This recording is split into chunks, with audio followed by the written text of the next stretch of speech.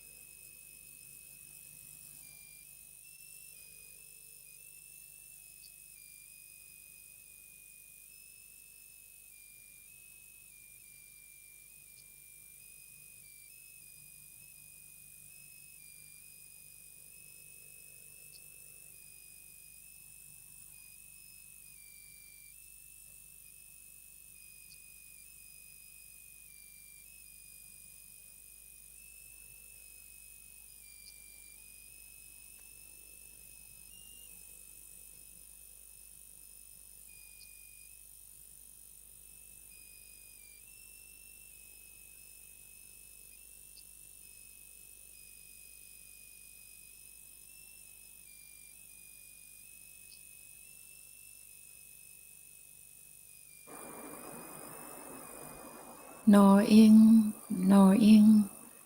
So now it's time to spread out your loving kindness.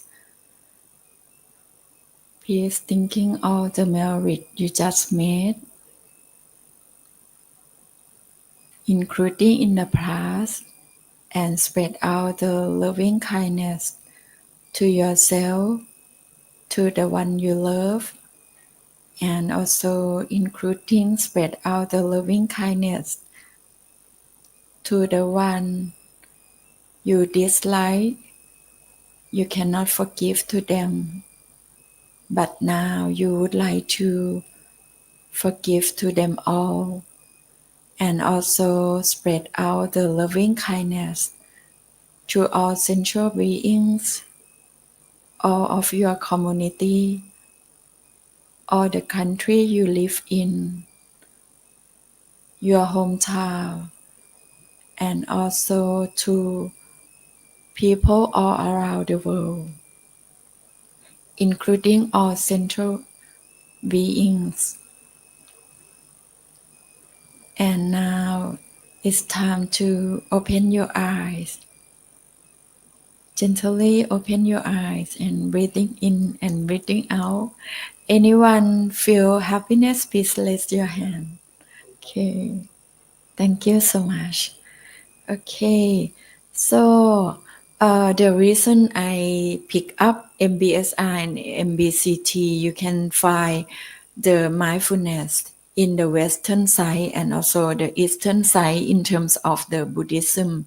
For the MBSR, the renowned scholar is John Kabat-Zinn that you require to know. And I used to be in Harvard University for Thich Nhat Hanh, the Thich Nhat Hanh Mindfulness Center, and they also coordinate with John Kabat-Zinn about the MBSR and doing specialized for mindful eating. So now I think I would like to invite Venerable Obasa for an MC to introduce Mr. Kenya Miyamoto. Okay.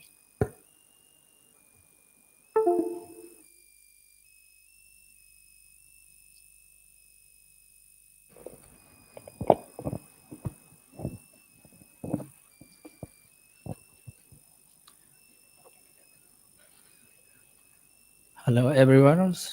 Good morning to my respected audience and our special lecturers and all my classmates, my friends on site and online. The very good morning. And today we have a great chance to hear the lecture about MBSR and MBCTs. I would like to introduce our special lecturers.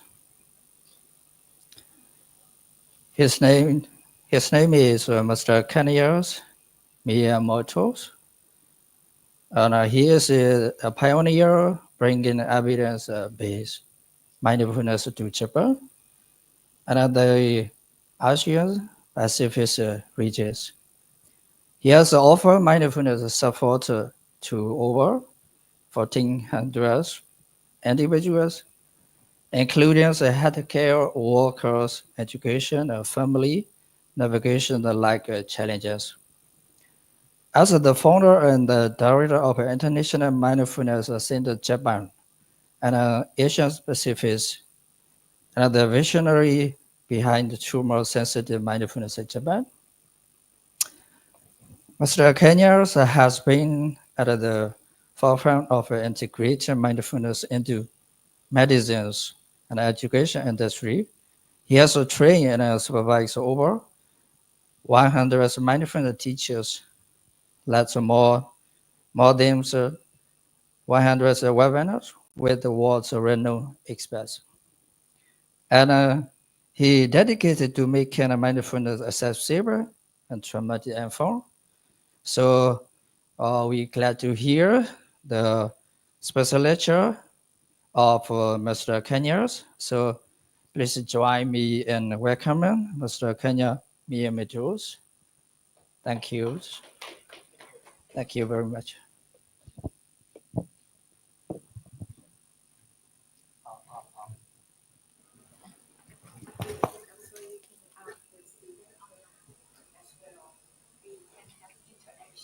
Okay.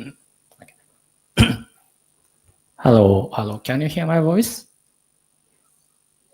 How about people calling from online? Can you hear my voice now? Yes, we can hear. Okay.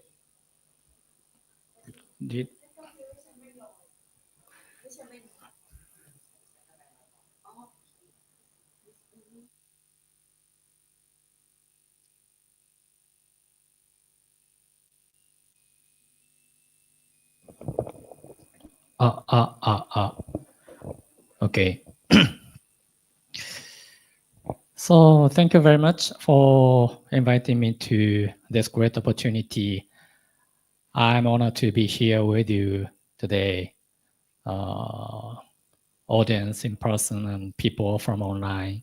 So I'm very curious. I'd like to ask you a favor to the people online. Could you let me know where are you calling from? Which country are you calling from now? Could you type in the chat if you don't mind? Yes, mindfulness therapy. Can you type in the chat which country you are in now? US or China, Thailand, Myanmar, Hong Kong, Singapore, anywhere. Thank you. Thailand, China, south of Thailand. Mainly from Asia area. There's not so much big time difference. So maybe you are not so sleepy now. Okay. Now I'm going to start my presentation. Let me see. How can I share this screen to, maybe this screen should be shared online, or what is, or what shall I share? Yeah. I think that's all. Well, I can share this slide with my Zoom screen. This slide, right? Yeah. Yeah, I think that's all. Maybe through this. That's through the camera. Yeah, true. Then it's not shared through. Enough. Maybe too far. I think it would be easier to share with my screen. Wait a moment. Now I'm exploring how to share the slide.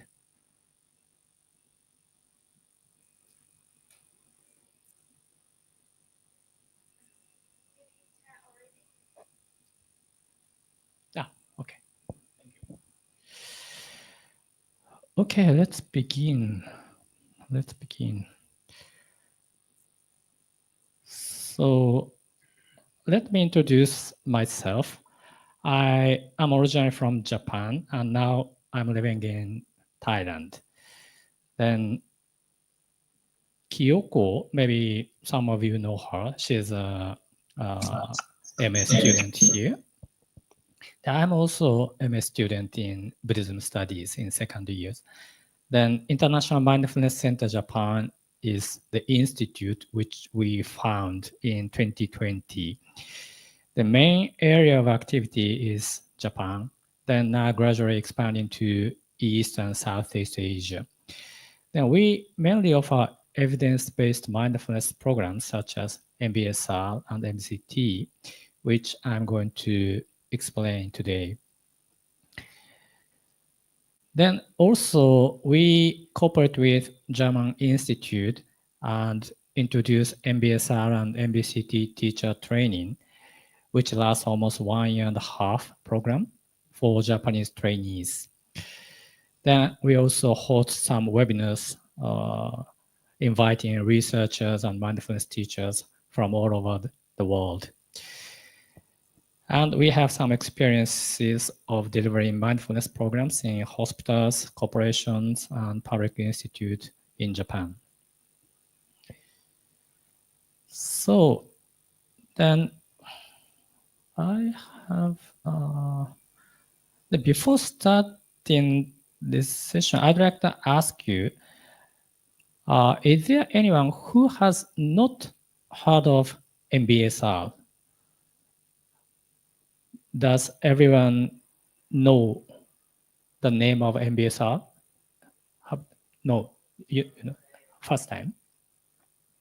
No, you know. Okay. Yes. Thank you. How about people online? Is there anyone who has not yet heard the name of MBSR or MBCT? Maybe many of you have ever Yes, heard. people. Okay, thank you. Okay, I know it. thank you, XJ. MBSR mindfulness based on stress reduction. Yes, right, correct. Thank you. So MBSR was developed by John Kabat-Zinn in 1979. John Kabat-Zinn was a scientist, graduating from MIT in US, and also he had experience of meditation and yoga, such kind of Eastern traditional meditation practice. Then he was also a student of Korean Zen master, and also he said he was affected by Soto Zen in Japan. Then, according to the book written by Goldman and Davidson, John Kabat-Zinn came up with the idea of MBSR when he was practicing in the retreat in the lineage of Goenka style from Myanmar. During that practice, he had a strong pain in the body. Then in Goenka style, people are not supposed to move. Then just noticing that uncomfortable sensation in the body. Then he realized that just noticing that sensation, that intensity changed. So he realized that can be applicable to people who are suffering from chronic pain. So he brought that idea back to his school and combined some other ideas, and he gave birth to MBSR in 1979. Then one question here is MBSR Buddhism or not? Is MBSR Buddhism or not? Many people ask this kind of question. Then there are maybe some controversy, but I would say yes and no. As I mentioned, definitely he was affected from Buddhism practice. Then at the same time, in his paper, he said, MBSR is grounded in universal Dharma, understanding that is congruent with Buddha Dharma, but not constrained by its historical, cultural, and religious manifestation associated with its countries of origin and their unique tradition. So it means there's a universal Dharma. It is not only limited by Buddhism, but also it lies in the other culture or religions. So imagine the Isaac Newton, maybe most of you know his name, who discovered gravity. Gravity is, of course, this gravity. Then he discovered gravity when he saw an apple dropping from the tree. Maybe the same story goes around the world, maybe. I know that story in Japan. Then he discovered gravity, but gravity existed before he discovered. It's a kind of universal dharma. It's a universal law of nature. So in my understanding, he said universal dharma is something which exists before anyone discover or create or say something about it. Then he also said, I didn't shy away from explicitly stating its Buddhist origins. So he admits the MBSR has an origin in Buddhism. However, from the beginning of MBSR, I bent over backward to structure it and find ways to speak about it that avoided as much as possible the risk of it being seen as Buddhist, New Age Eastern mysticism, or just plain flaky. So in his situation in US, the country of Christianity, he wanted that universal dharma to be widely received by people. He hesitated to say this is Buddhism.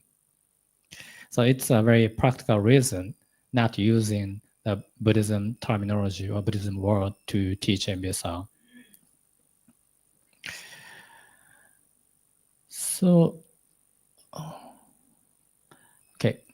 Then he also said he was influenced by Theravada roots, Mahayana roots, Soto and Rinzai Zen, and also Chongyam Trungpa Rinpoche.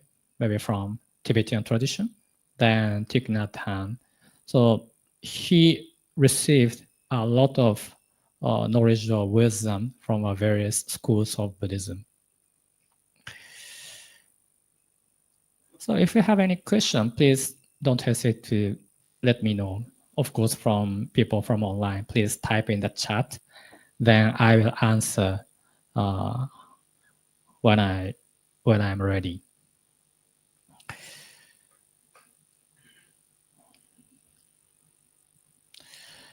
So why, what, and how of MBSR?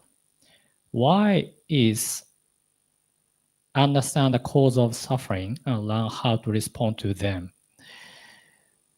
So John Kabat-Zinn used the word stress. So as mentioned here, MBSR is original name is Mindfulness-Based Stress Reduction. So he used word stress, but he said in a paper that he used stress as an alternative word of dukkha. Then what we do in MBSR program is the cultivate the power of mindfulness. Then how we cultivate mindfulness? It is meditation practice and do some cognitive exercise and bringing awareness into daily life and dialogue about these experiences. Here is the structure of MBSR 8-week program. MBSR 8-week program consists of 8 sessions. Each session have 2 hours and a half. Then normally the class is held in the same time in the same day of the week. So for example, the class 1 starts at 9 o'clock in the morning on Monday. Then second class will take place in the next week on Monday, 9 o'clock in the morning. So same time, same day of the week, so once a week. So in total, we have 8 weeks for the whole practice. Then in between class 6 and class 7, there is a day-long practice. So on that day, we are supposed to practice with the guide of the instructor almost 6 to 7 hours together. On this day, we just practice meditation, sitting, walking, body scan, or some other practices. So concentrate on meditation practice. Then on top of that, between the 2 classes, people are supposed to do daily 40 to 60 minutes practice at home. It is meditation practice and reflection of daily life. So this is a part of the course. It's not how can I say, optional. This is obligation for the participants. So we just 9 times in person or online, but in the whole 8 week, people are supposed to immerse themselves into practice. It means they're supposed to practice every day for 8 weeks. So that make the basis of their meditation practice and how to relate to their experience or stress or suffering. So then normally the program is offered in group settings. There is 1 or 2 instructors and participants normally from 4 people to up to 30 people. This was originally developed as an in-person program because it was 40 years ago. There was no online Zoom or Google Meet or something. So people come together and practice together once a week. But after COVID, the Zoom or some other online meeting tools are available. So there are a lot of online courses now. Then one more thing is important aspect of the practice or this course is we do this practice with sense of safety and good relationship in the group. So to reflect their own experience, we have a conversation or dialogue about mindfulness practice, meditation practice, or their reflection in daily life.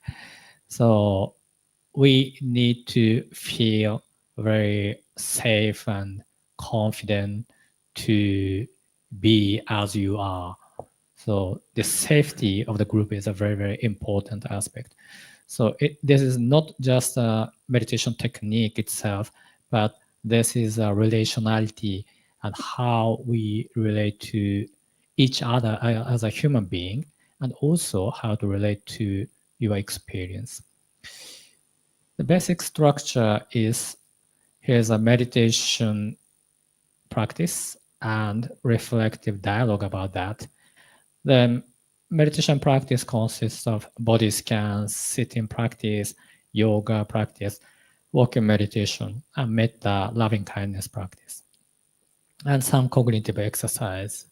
Then group settings are also one of the key elements which affect the whole program.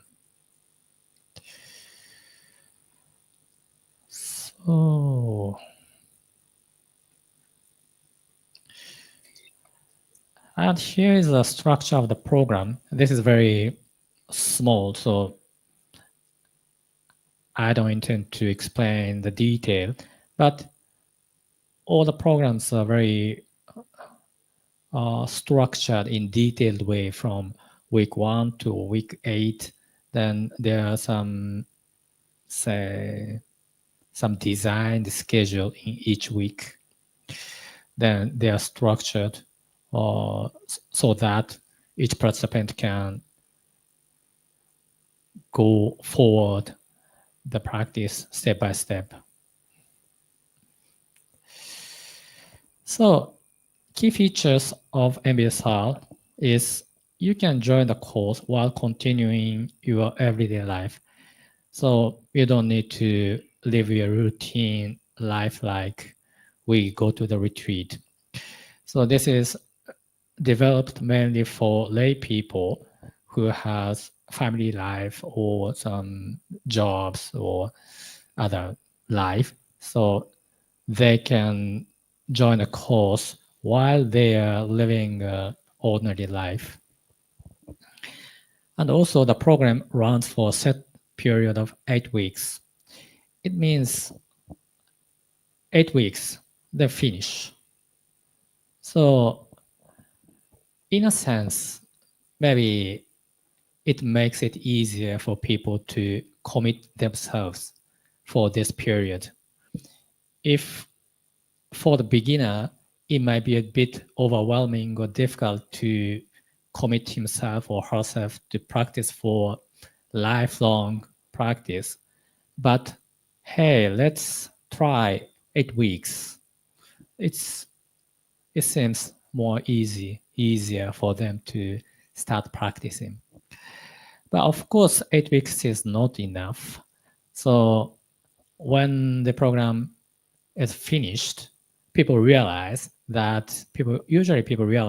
oh, this is not the end, but the start of my mindfulness life. So this is, of course, this 8 week gives some sense or taste of mindfulness to people and help them to make a good ground of practice.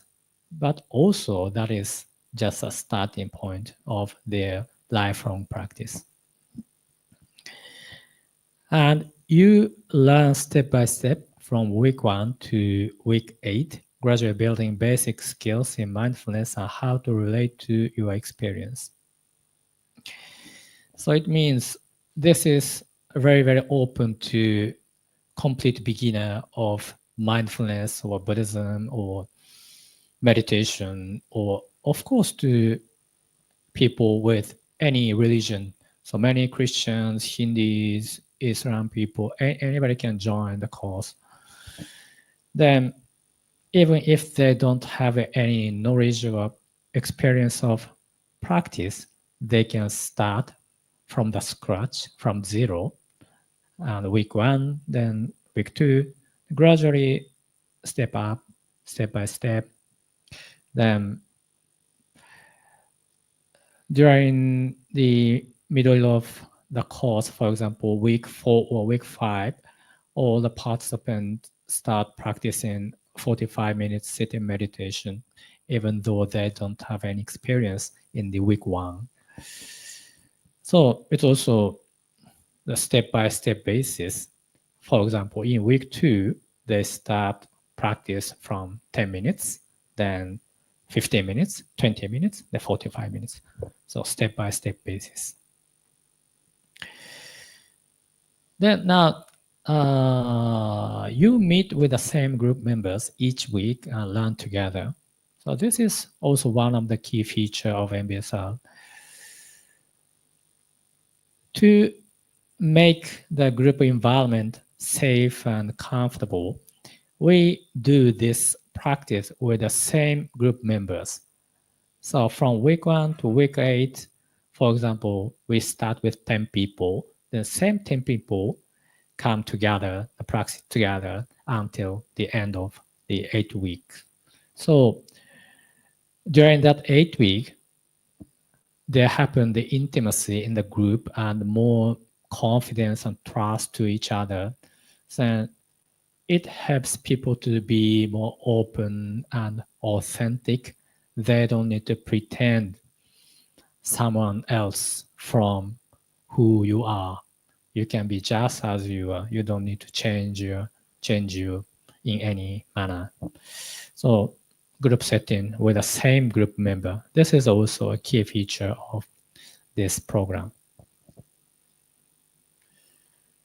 And the last point, daily home practice is an important part of the course and require commitment.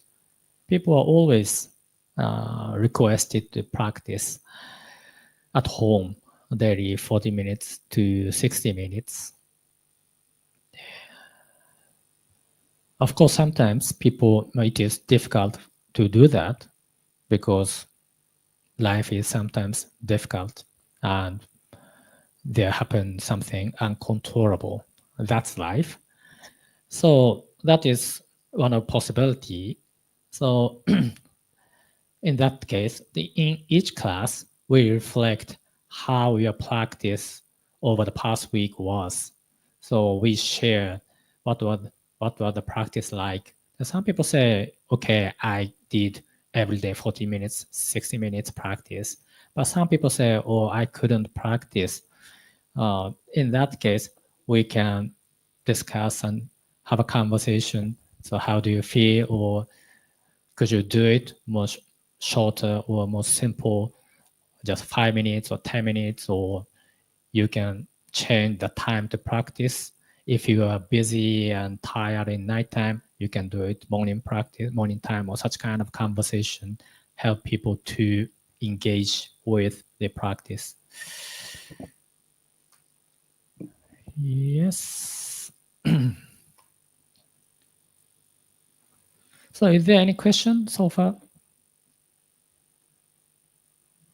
Yes, please.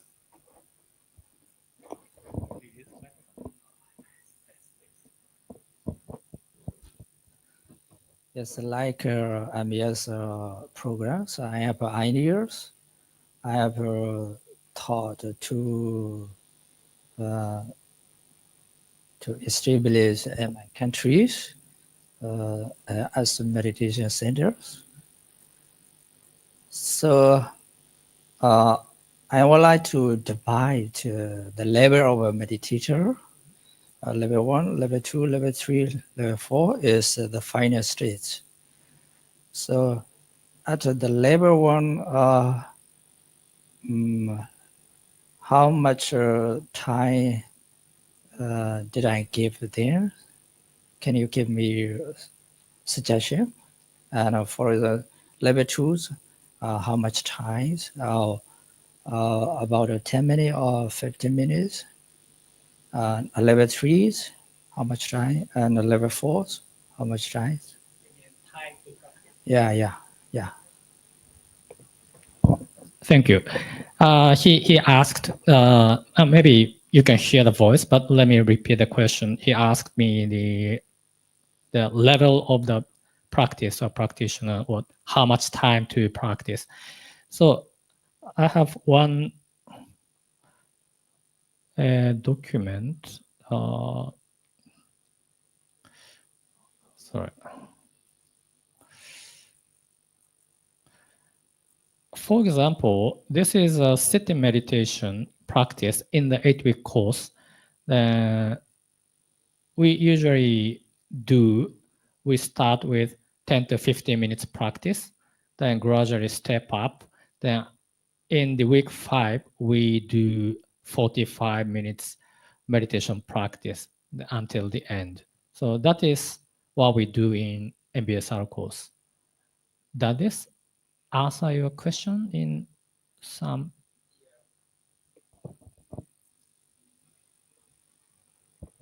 So the time we have to meditate is only nearly 1 hour after 8 weeks.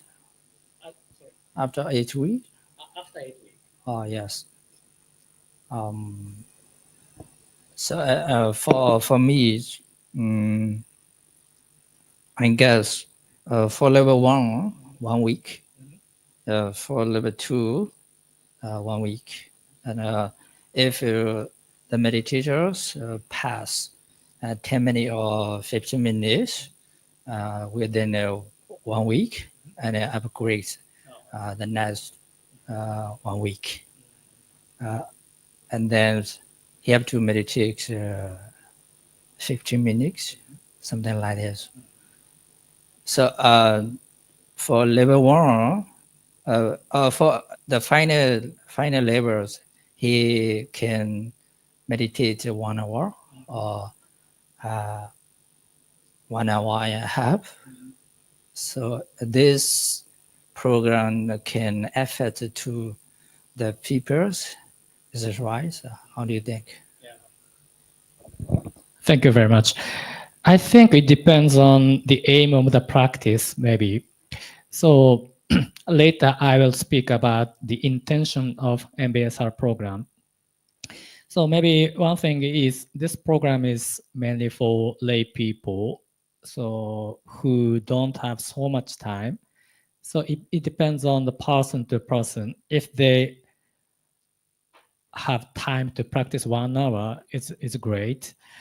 At the same time, people, from my experience, many people don't have time to practice for 1 hour. So 45 minutes or 40 minutes is too long for them. So it depends. And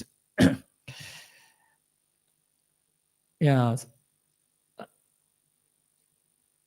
yes. So and maybe this is very, how can I say, interesting topic for me. So what is the aim or intention of the Buddhism practice and MBSR practice? So from my understanding, Buddhism practice is to finally achieve enlightenment, then eradicate, get rid of the cause of the suffering or something. So to do that, maybe you need long practice. Then MBSR is not like that.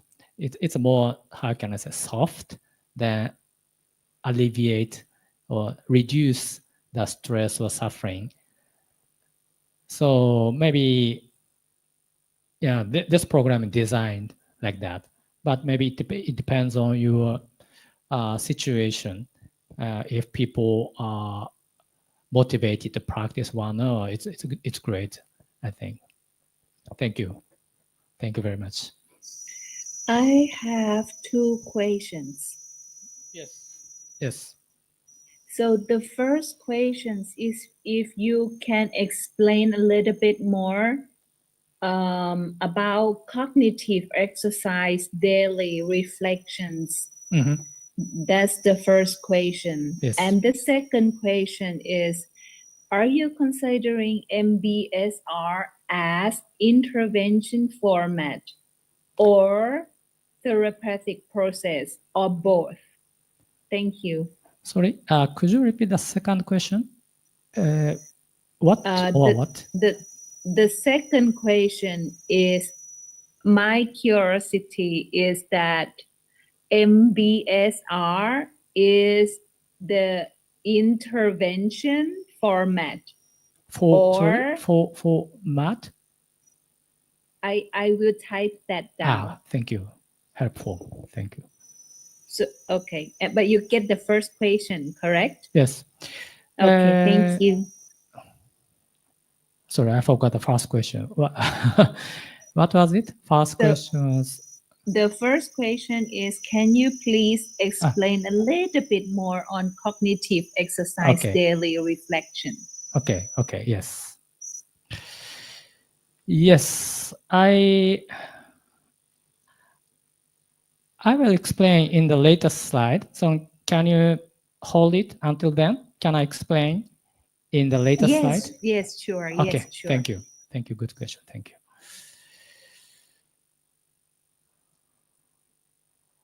Okay. Any other? Okay. One question in the chat box. MBSR talk about mindfulness. Is that the same meaning with Buddha's mindfulness?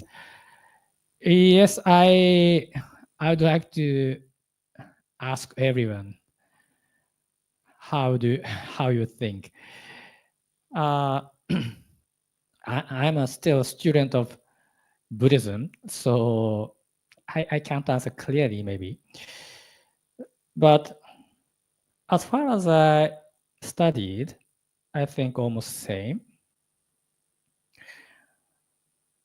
In mindfulness in MBSR is the one definition by John Kabat-Zinn is mindfulness is the awareness arising from paying attention to the experience intentionally, on purpose, intentionally on purpose, to present moment, then non-judgmentally. So it's like just noticing what's happening without trying to change it, without trying changing that phenomenon, just noticing and accepting. So as far as I understand, that is almost the same as mindfulness and Buddhism. But if you have any idea, I'd like to ask you to say a few words about this. Can anyone say something about what is mindfulness in Buddha Dhamma and how it is different from the definition which I mentioned, if there is a big difference?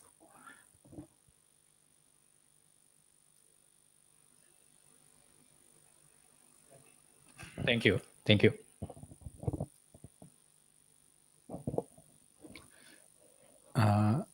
Thank you very much. And then the mindfulness or the Buddha teaching is totally, it is aimed totally to remove all defilement and the totally remove all defilement.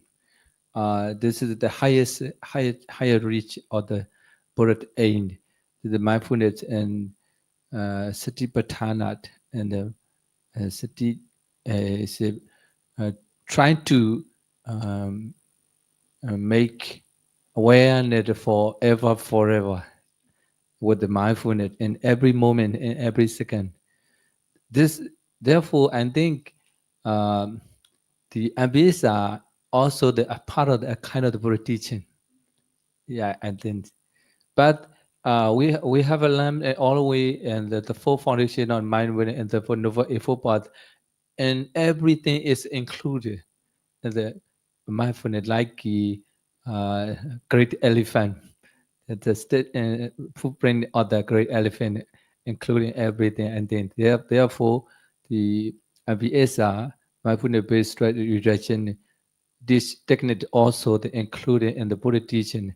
But the original idea is appear from 2000 years ago, but John Gavison he lead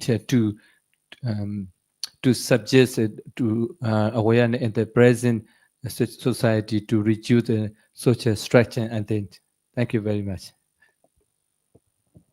Thank you, Venerable. Thank you. It's a very interesting topic, I think.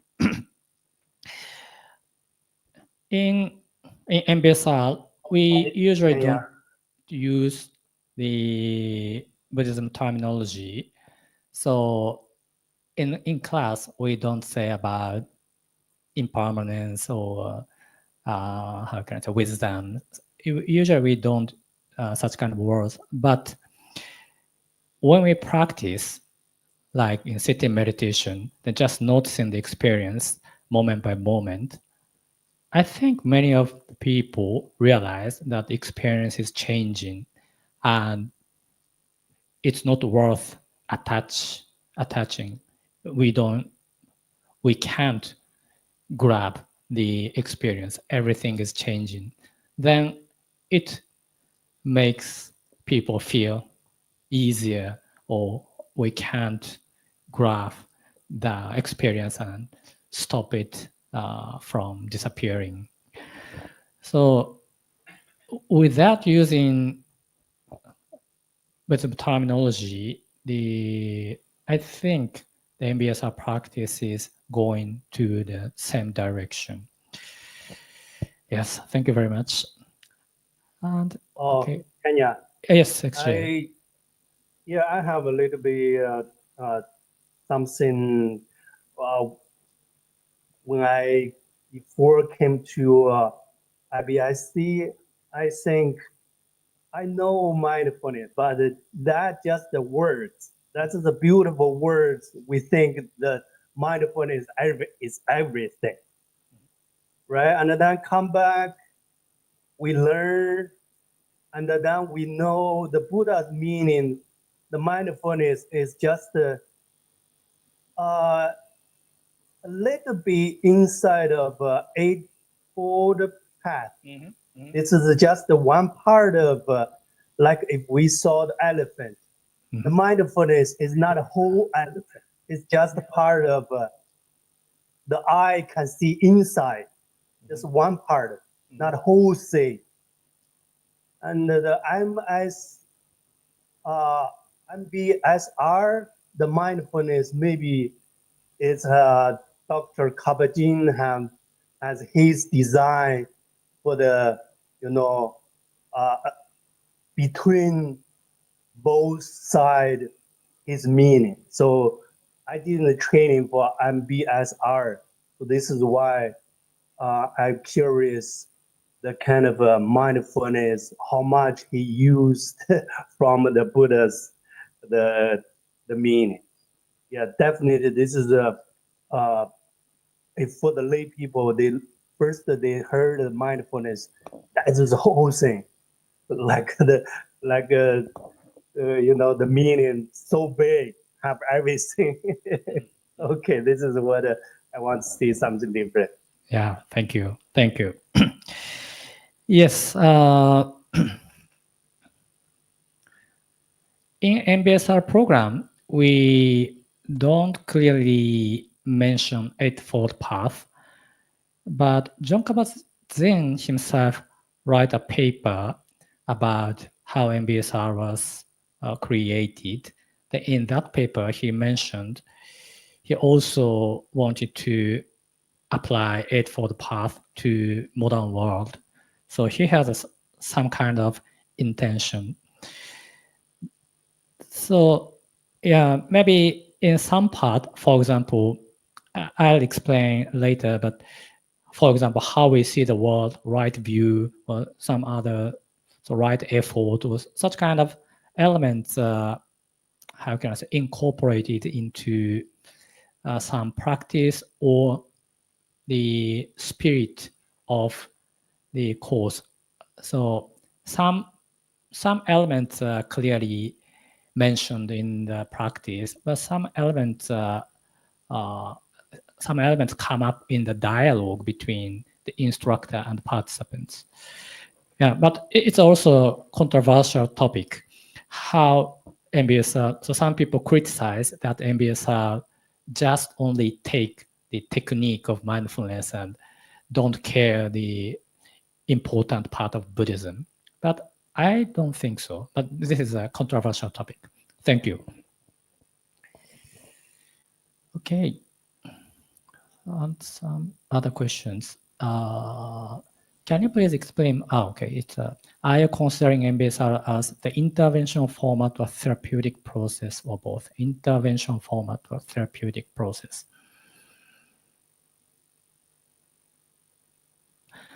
Sorry, could you explain a bit about the difference between intervention format and therapeutic process? If you are in front of the PC, yes.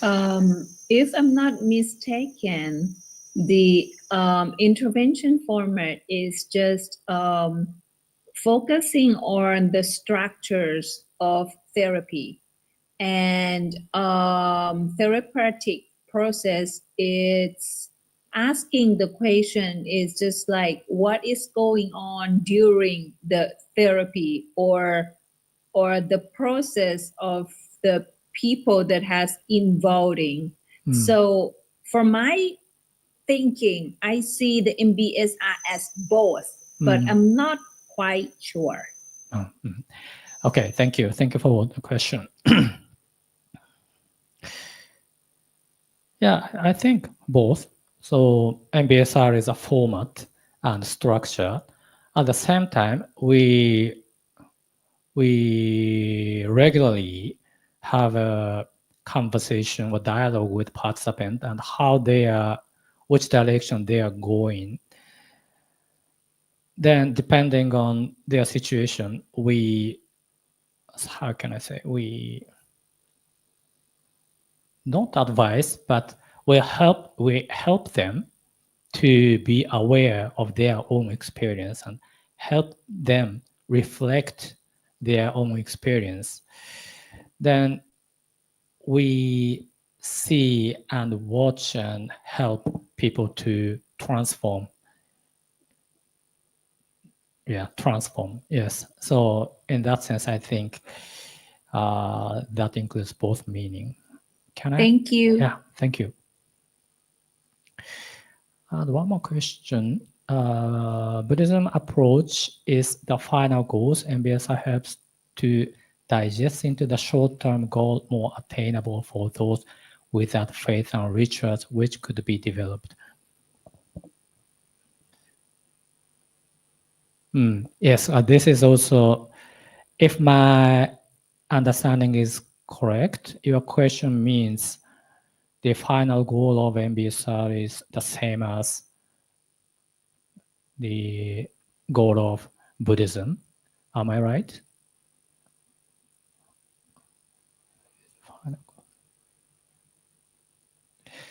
Short-term goal, more attainable. Yes, this is also controversial topic, and as far as I understand, the extreme goal of Buddhism is to get enlightened and get out of samsara, then eradicate, get rid of the cause of suffering completely. Then one thing is MBSR doesn't mention samsara concept. They don't say there is samsara or not. They don't mention about that. Then maybe in practical reason, it's a bit difficult for lay people to do the intensive practice for a long time to reach such a high level of attainment.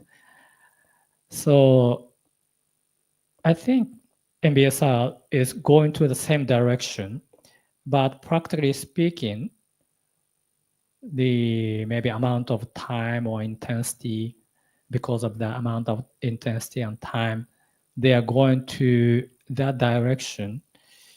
But John Kabat-Zinn didn't say we are aiming for attainment or reach Nibbana. But he also said maybe everyone can be, how can I say, liberated in each moment, because just noticing what's happening and just being here, it's a moment of liberation, we could say. So I don't know well, but some Buddhism teachers say Nibbana is not something which you reach after a long journey, but Nibbana is always there. If it is the case, MBSR might not be such different from that idea. So does that answer your question?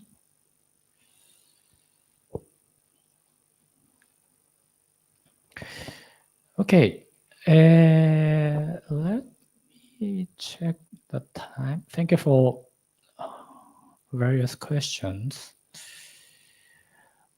Okay, I intended to do some exercise, called reason exercise, but to become time-wise, let me just explain what we will do in reason exercise. Reason exercise is the first practice which we do in this 8-week course. The first practice. Then what we do is each person get one reason. John Kabat-Zinn used reason because maybe reason is a very popular and common stuff in US. But in Japan, we usually don't eat raisin. But how about you in Thailand or Myanmar? You often eat raisin? It's common? Do you often eat raisin? Dried grape? Dried grape?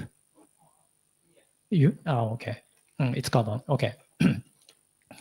Then what we do in the practice is each person take one piece of raisin. Then we take almost 15 minutes, 10 to 15 minutes to do the practice. Usually we eat raisin just a second, just put it in the mouth and eat less than 1 minute. Usually we eat. But in this raisin exercise, we spend almost 5 to 10 minutes to eat one raisin. Then during eating that raisin, we first see how the raisin is like. The color is blue or green or purple or black or such kind of. See the color and how the surface is like, wrinkles or how can I say, shiny or such kind of thing. That observe the by sense organ of eye.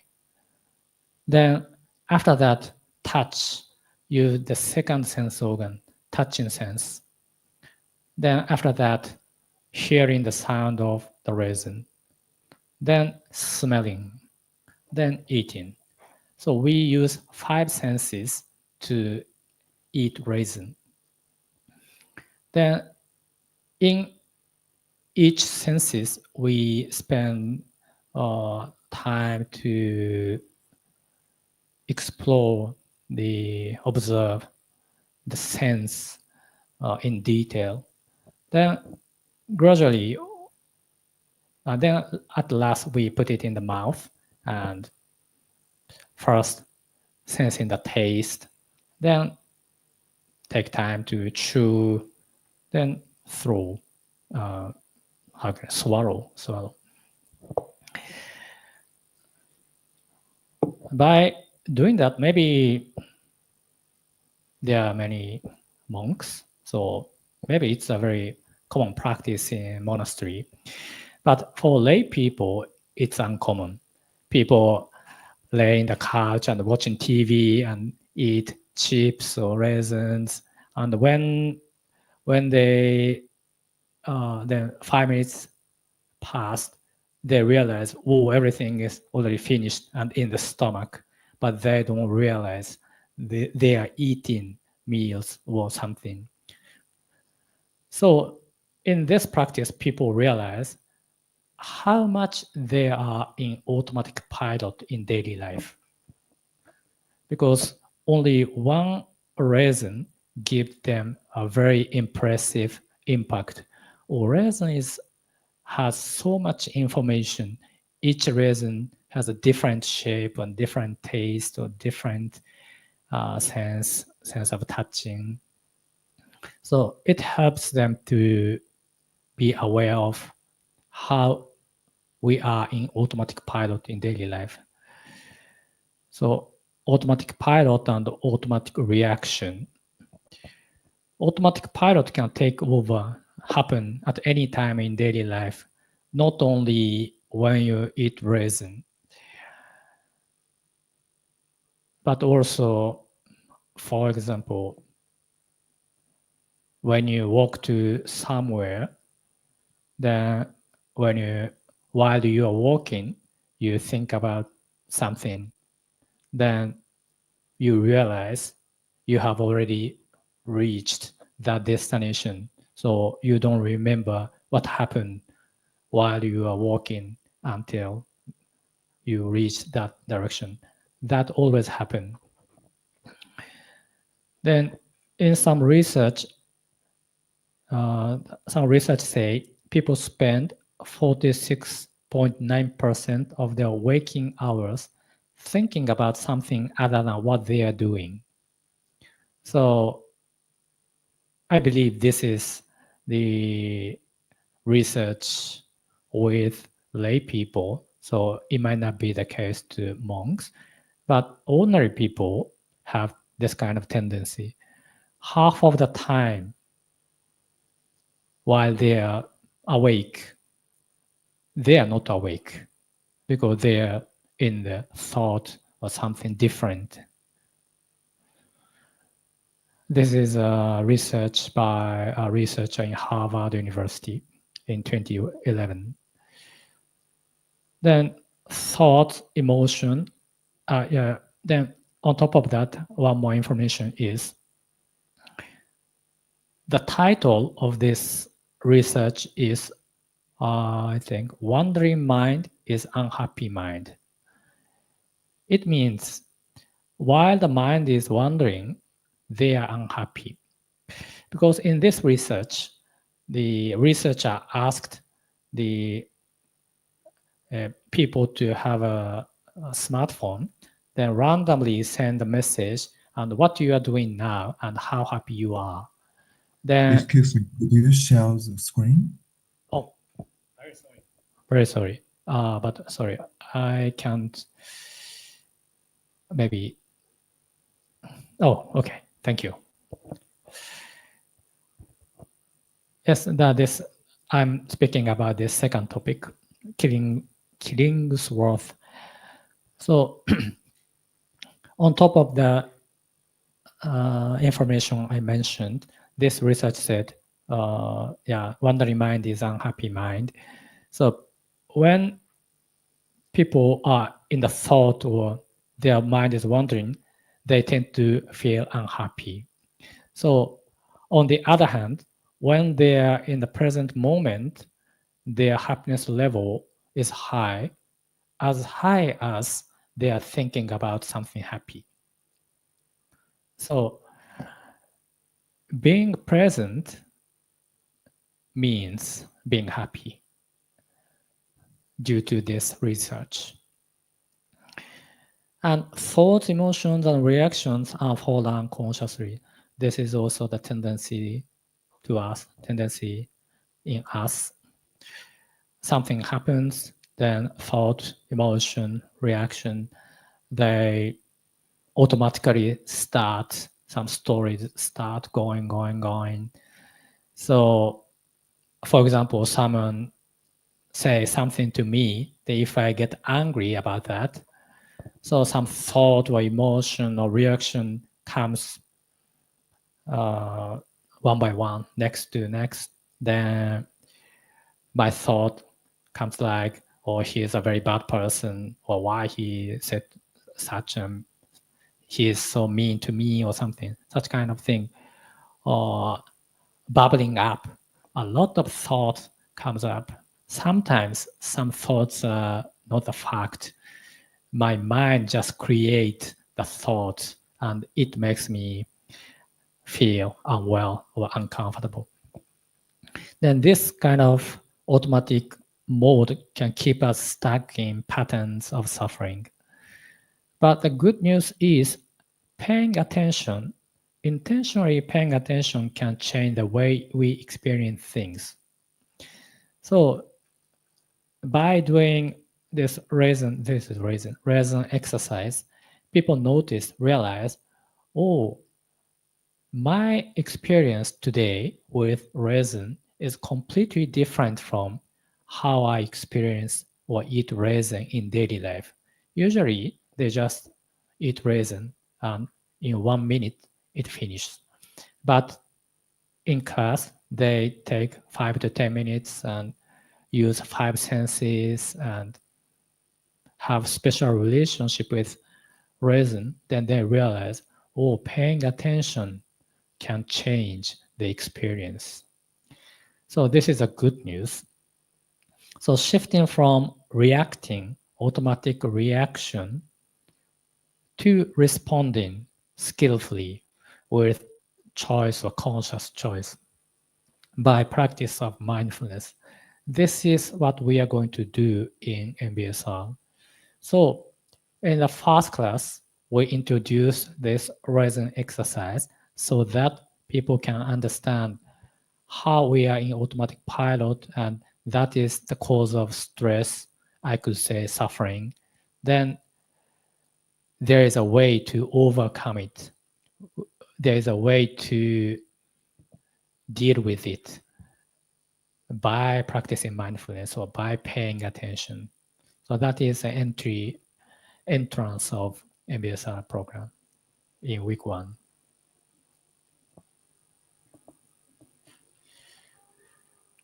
The structure of 8 weeks programs.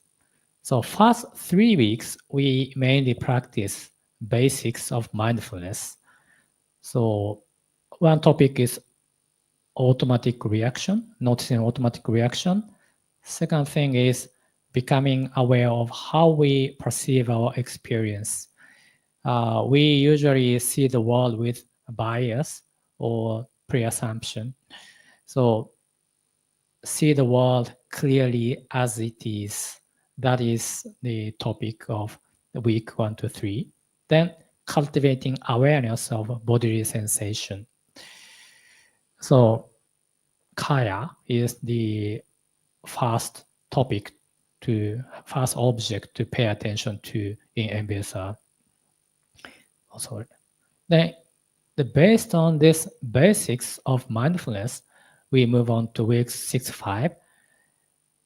In this middle part of 8-week course, we learn how to relate to stress and response, understanding the mechanisms of stress, and practicing skillful way of responding to that difficult situation. Then week 6 to 8, bridge to the life, realizing that we live through our 5 senses and continuing the practice after the course ends.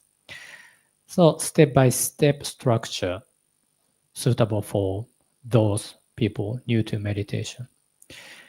The main meditation practice is body scan, yoga, and sitting meditation.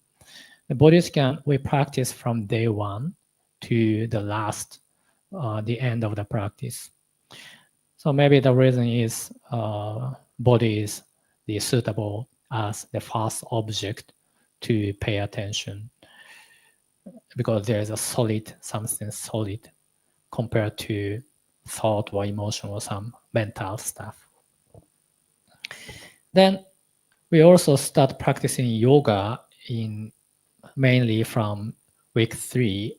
Yoga practice is also the practice to be aware of our body. At the same time, yoga is like awareness in movement. Awareness in movement. It's not like some kind of yoga which requests us to take a difficult posture. But in yoga, in MBSR, is just noticing how you are feeling in the body, not trying to achieve something difficult, just noticing the sensation of the body by using body. So it also, this practice is also connected to our daily life, because in daily life, most of the time we move, even in sitting, seeing around. I also moving hand and speaking. So if you can be aware or conscious even while you are moving, it is very helpful to keep awareness. Then sitting meditation starts in week 2 from the short time, first 10 to 15 minutes, and gradually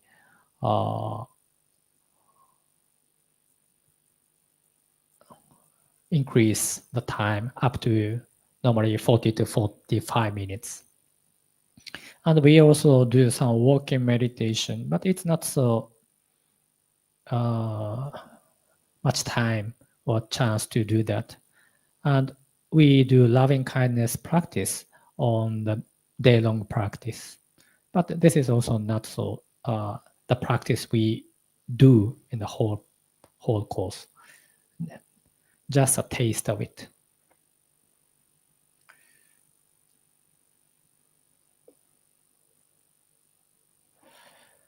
So in week 1 to 3, basics of mindfulness, resin exercise and body scan and 9-dot exercise, yoga. This is what we do in class. The 9-dot exercise is a cognitive exercise I will explain in the different slide. And also pleasant and unpleasant calendar. This is a kind of cognitive exercise. So I will also explain in the later slides. The body scan practice in MBSR is participants are normally supposed to do the practice in lying down posture in the floor, or they can do it in the sitting posture in the floor or chair, but usually in lying down posture in the floor. They're from the left toe, left foot, left toe to the upper leg, then right toe to upper leg of the right upper leg, then buttocks and pelvis area and the back, then belly and chest, then hands from the tip of the hand to shoulders, then neck and head. This is how can I say, procedure, normal procedure. Then at the end, widening the awareness to the whole body. This is a normal body scan procedure. And we do this for almost 40 minutes in class. Then what we cultivate in this practice in MBSR is, one is concentration and regulating and flexibility of attention, how to pay attention to the body. Normally, when we practice, we feel sleepy, or sometimes some thought came up and my attention is drawn to that thought. So such kind of thing happened. Then bring the attention back to the body part, which is guided by the instructor. Then one more quality of mind which we cultivate is non-striving and acceptance mind. So such kind of uncontrollable thing happens.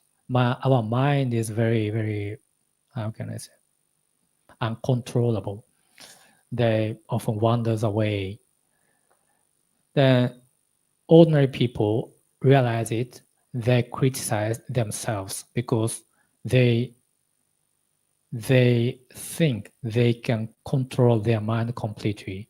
So they feel frustrated when the mind does not work as they expect. But mind is like that. We can't control the mind. But we can practice. So we can practice the mind to move as we hope, but sometimes mind doesn't work like that. In that case, we just notice it, then accept that fact, then bring in the attention back to the part of the body. So body scan practice is a practice of concentration and attention regulation and non-striving and acceptance mind.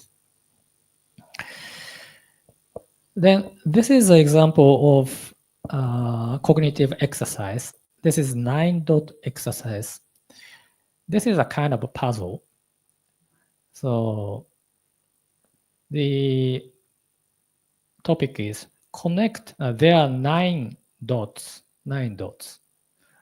Then problem is connect up all these 9 dots with 4 straight lines without lifting the pencil, without retracing over any of the lines.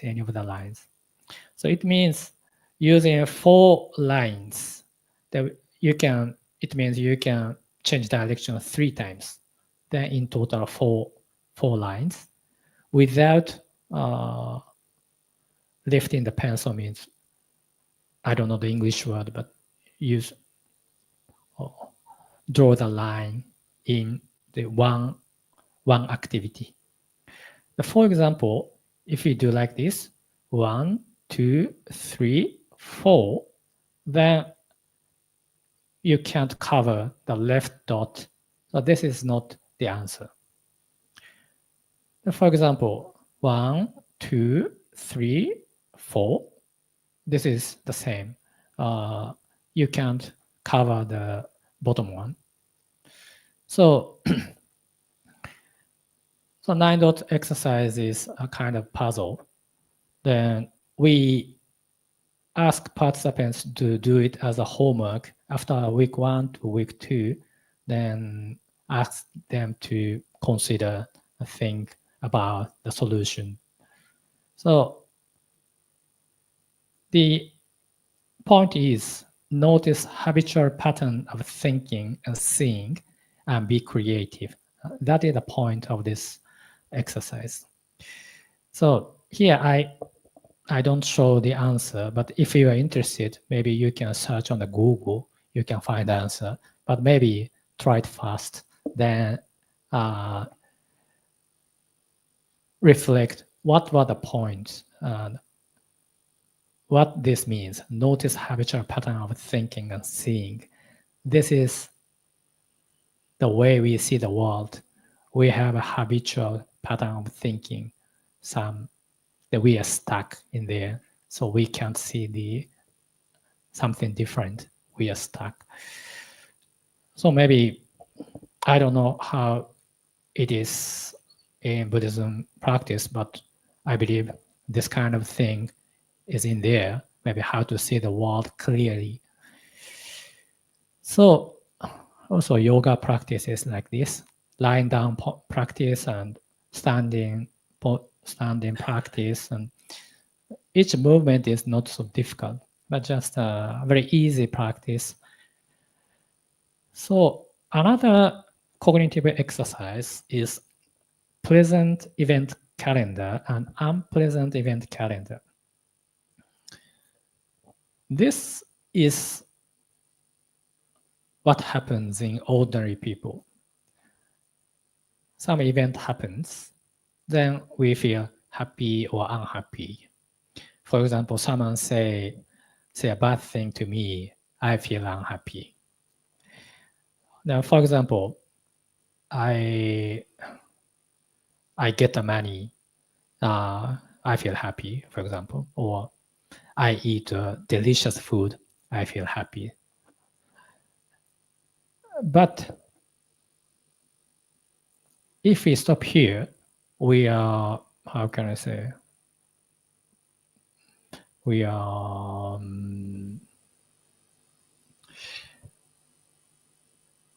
not seeing the situation clearly. So what we do in that calendar is, in each event, first we check how pleasant or unpleasant.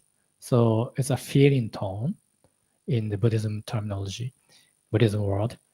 Pleasantness or unpleasantness, just noticing the feeling tone. Then thought and bodily sensation and emotion. So we deconstruct the experience, just happy, just unhappy, but deconstruct that happiness and unhappiness and paying attention to thoughts and bodily sensation and emotion. Sometimes we feel unhappy without noticing what is happening. But when we closely observe what's happening in our thought or bodily sensation or emotion, sometimes we know there is some ache or pain in the body that made you unhappy. But if you know that that pain is the cause of your unhappiness, you might be able to deal with it and just noticing the pain. And if you can be with that pain with softness and kindness, that might be reduced and alleviated. Then you don't need to be unhappy. So you clearly see what's happening inside, then notice what's happening. So that is one of the cognitive exercise which participants are supposed to do in daily homework. So these are two examples to the question before. Does this answer to your question? Sutasini-san. So san is Yes. Is it okay? Thank you. So just for your reference, san means, how can I say, postfix, something which you put in the name of a person in Japanese language. It represent, express the courtesy or respect to the person. What does it mean again? Yeah, san means the respect. It expresses the respect. So people, for example, my name is Kenya. The people call me Kenya-san. It expresses the respect to me. So we usually put san to people. Okay. And I just find there's one question in the chat box. Let me check.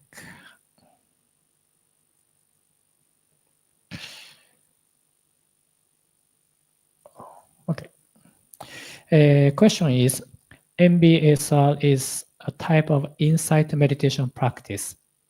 But MBSR tried to advise to the societies to emphasize at the present moment, focusing now.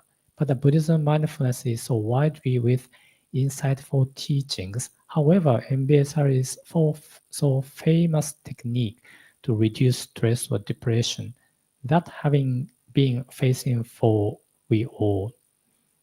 The insight meditation practice. MBSR tried to advise to the society emphasize at the present moment.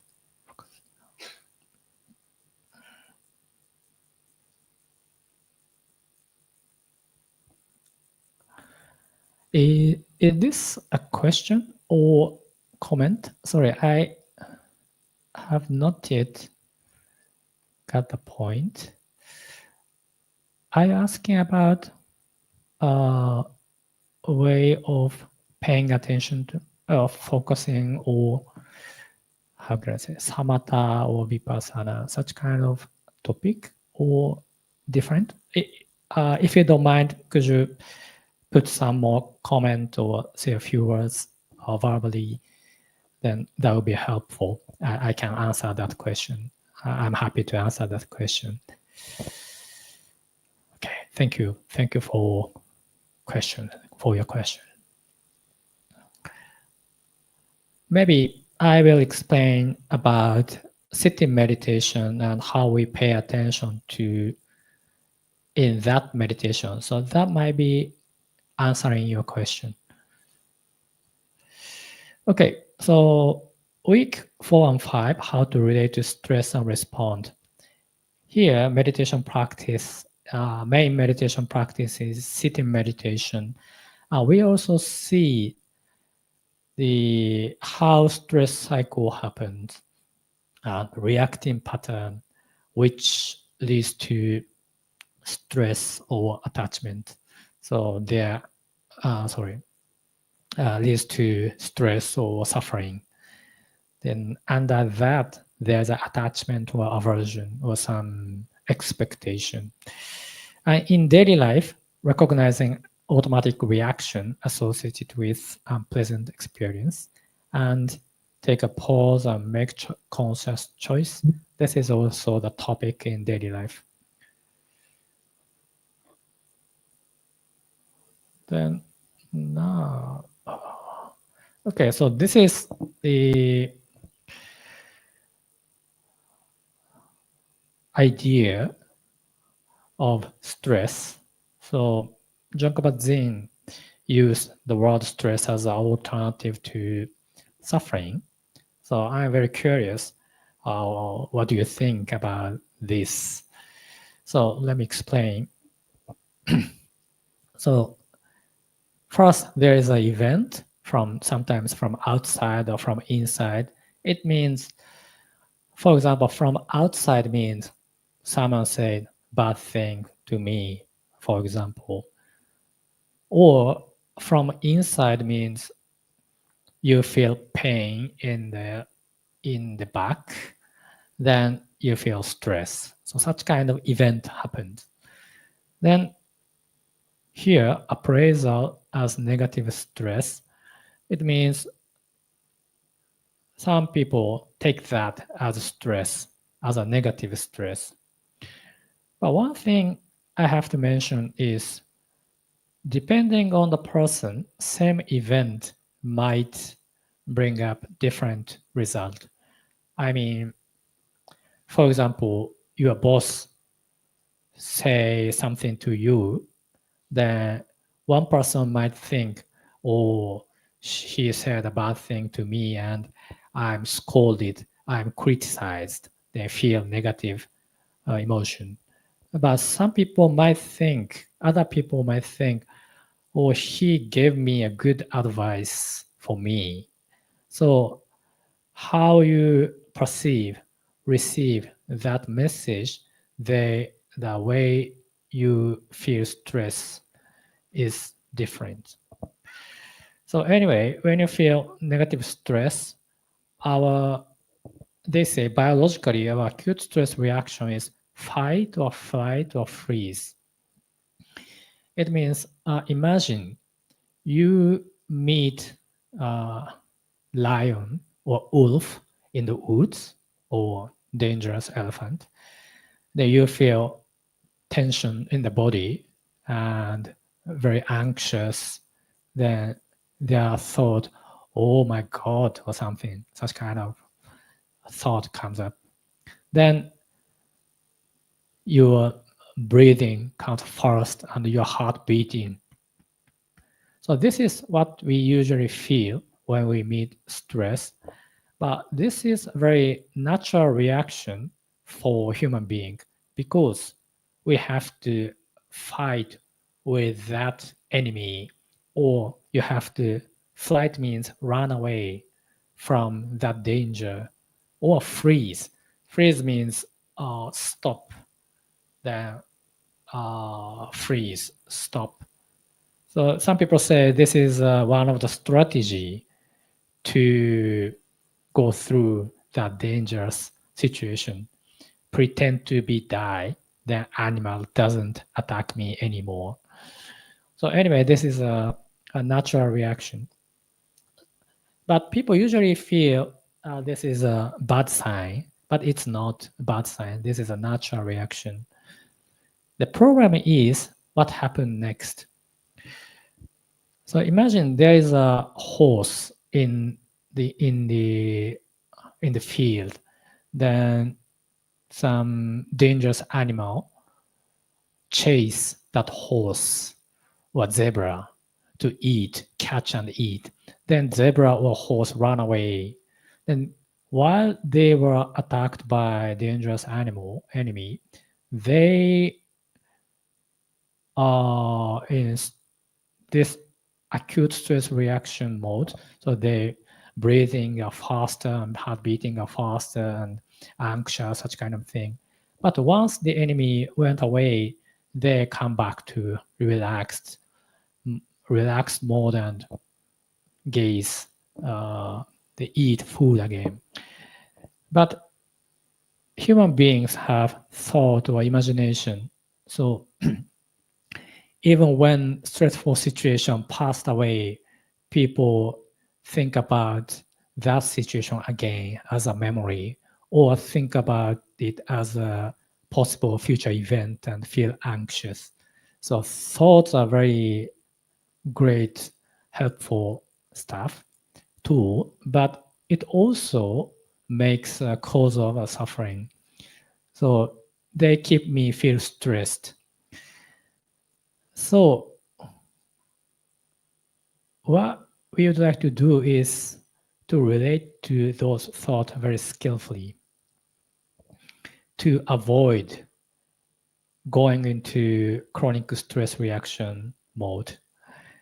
Then moving to chronic stress reaction, there are some elements which give power to that shift to chronic stress reaction. Some attachment to the situation or aversion. When we resist, I don't want this to happen, or I want this more, but everything is changing and impermanence. So we can't control the situation. So we have to accept. But when you can't do that, we feel much more stress and feel chronic stress. So then stress comes up again, then that makes more stress and there's a stress cycle happens. So what we want to do is being aware of this situation with the power of mindfulness and get out of this stress cycle. Then, okay. Then let me explain a bit about sitting meditation in MBSR. This is one of the core practice. So objects of attention in sitting meditation in MBSR, there is a specific structure of the practice. If like 40 minutes, we start from the posture, we pay attention to posture, then next breath as an anchor. So I don't know, in Buddhism practice, you use word anchor, but in mindfulness practice, we often use the word anchor. Anchor means weight to the ship. Ship is floating in the sea surface. Then if there is no anchor or weight, ships are going around and disappear to the distance. But when you put a weight and put it in the bottom of the sea, the ship is staying there, even though they move a bit, but they stay there. So breath is an anchor to bring the attention back to present moment. So in that sense, we call that anchor. Then after breath, we go to whole body. We move to the whole body. Then next, in the other fourth object is, say, feeling tone, especially which comes from the bodily sensation, the pain or itchiness, or such kind of uncomfortable feeling or pleasant experience from the body. Then after that, sound. Maybe paying attention to sound might be rare in Buddhism practice. I don't know. As far as I read the Satipatthana Sutta, I couldn't find attention to the sound. But anyway, in the practice, we pay attention to the sound. Maybe the reason is sound is a very good object to know the impermanence. Sound is always changing, and how can I say? It shows up and disappears quickly. Then thoughts and emotion. Then last part is called choices awareness practice. It means just opening and just being aware without paying attention to any specific subject, just being aware. Just being aware. So John Kabat-Zinn said he took this practice from Zen practice, or I don't remember the name, but the practice from Tibetan tradition. But I don't know if there is the same practice in Theravada practice. The progress in 8-week course when it comes to sitting meditation, in week 2, breath, only breath, paying attention to breath only. The week 3, breath again, just paying attention to breath. But duration become longer, 15 to 20 minutes. Then week 4, breath, body, painful sensation, feeling tone.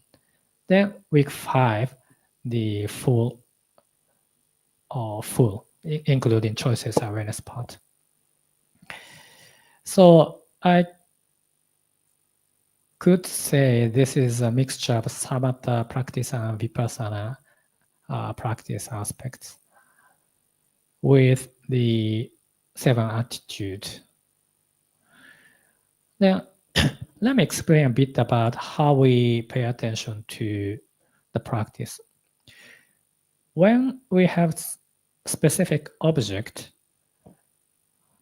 first thing is we notice the sense of an object, which can be breath or some specific part of the body or something. Then during the practice, as practice goes, normally our attention wanders off from a specific part, then goes to thought or sometimes feels sleepy. Then recognizing that shift of the attention or sleepiness, then coming back to the specific object. Then on top of that, how we are relating to that whole process is also the object of paying attention to.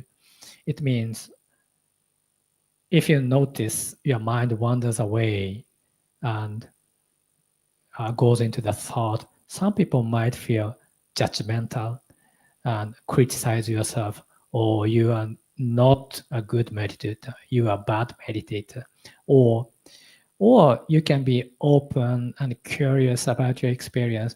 Oh, it can happen. I can just notice the experience and can come back to the present moment. So there are various ways of relating to the experience itself.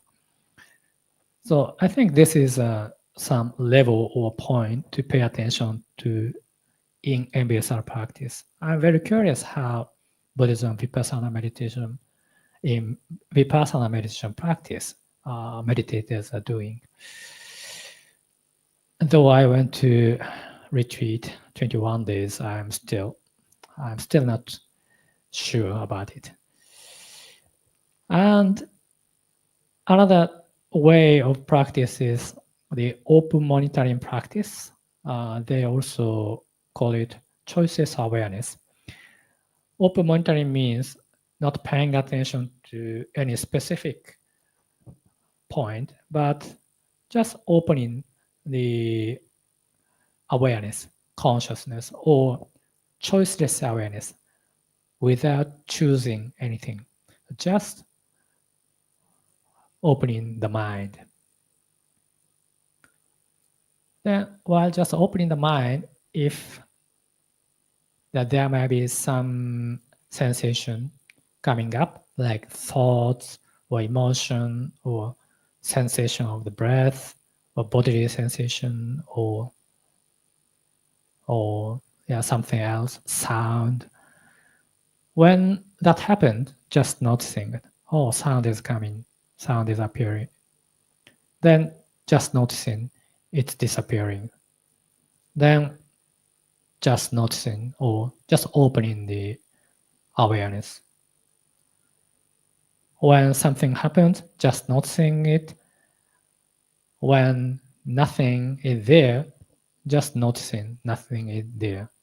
Just opening, no direction, just opening, opening the mind.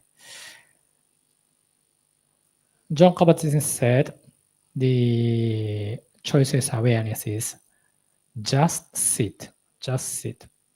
Don't hold on to anything. Don't look for anything.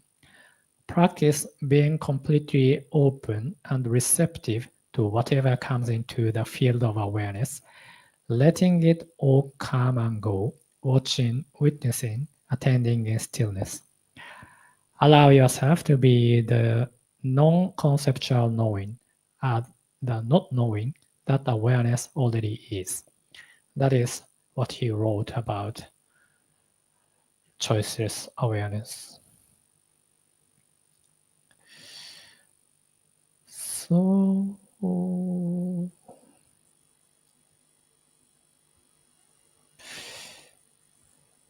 yeah. So far, do you have any question?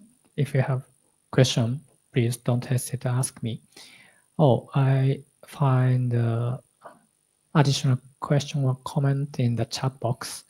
MBSR is a part of Samatha and Vipassana meditation, but it is more focused in being present moment to reduce stress or receive peace and happiness. Yes, and maybe, how can I say? Yes, as I explained, the mixture of Samatha element and Vipassana element, I think. Then, yes, coming back to present moment to reduce stress or receive peace and happiness. At the same time, in the choices awareness practice, practitioners are gradually seeing how the phenomena is changing and happening, appearing and disappearing. And even though the instructor don't say, let's practice or observe impermanence, but in the dialogue, the instructor asks the participant how they are experiencing, and then gradually participants realize phenomena are not stable and fixed. They are always changing. So in that sense, the MBSR is not only the focus attention practice, but also has some elements of vipassana and see the, say, kind of dharma, how the things are, how things are. So that's my understanding. Thank you for your question and comment. Okay, I thought let's try this, but it also have not so many times, so let me skip it. And week 6 and 8, yeah, this is a bridge to the life. Meditation exercises, mainly communication. So in our modern life, a big cause of the suffering, stress is communication rather than physical danger. So in daily life, we feel uncomfortable with friends or in company or workplace or in family life, or you might feel stress in monastery life as well. Then such kind of communication is a big topic. And also make conscious choice. And the last thing is moving forward for the new life after MBSR. And daily life practices recognizing that we are constantly engaging with and influenced by the world through our 5 senses. Always we are exposed to the world through 5 senses. We don't go into so much, but yeah, when we touch the world, always feeling to happens, and 5, I don't remember, khandhas happens. So such kind of thing we observe. Then life is curriculum, is the word which represent the explain what MBSR means in a sense. After 8-week course, our daily life is the place to practice mindfulness.